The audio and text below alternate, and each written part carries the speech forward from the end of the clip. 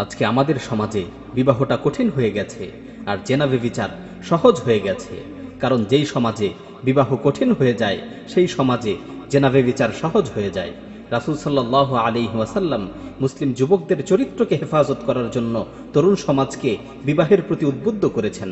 রাসূল সাল্লাল্লাহু আলাইহি ওয়াসাল্লাম বলেন, মান কানা যা তাওলিন ফালইয়ানকিহ, তোমাদের মধ্য থেকে যার সামর্থ্য রয়েছে সে যাতে বিয়ে করে নেয়।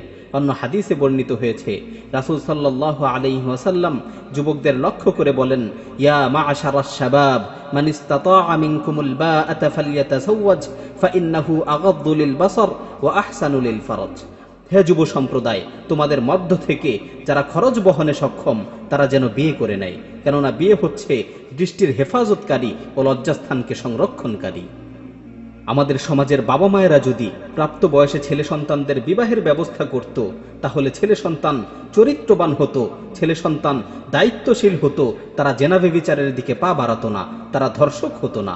কিন্তু আজকে প্রাপ্ত বয়সে যুবকদের বিবাহের ব্যবস্থা না করার কারণে যুবকদের চরিত্র নষ্ট হচ্ছে, সমাজটা আস্তে আস্তে ধর্ষকের সমাজে পরিণত হচ্ছে। ইসলাম বিবাহের পথকে সবসময় সহজ রেখেছে, যাতে করে মানুষ স্বল্প খরচে বিয়ে করতে পারে।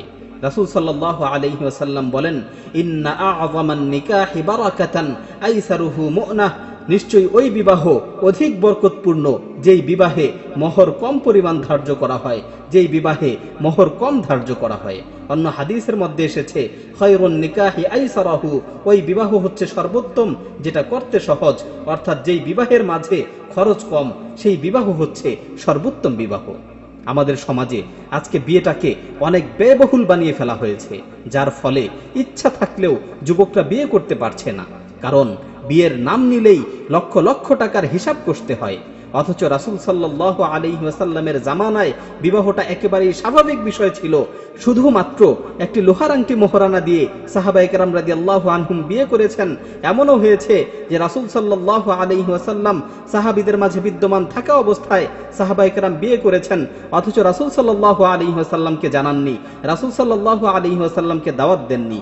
ইসলামে বিয়েটা অনেক স্বাভাবিক বিষয়। ডাকঢোল পিটিয়ে লক্ষ লক্ষ টাকা খরচ করে বিয়ে করার কোনো প্রথা ইসলামে নেই।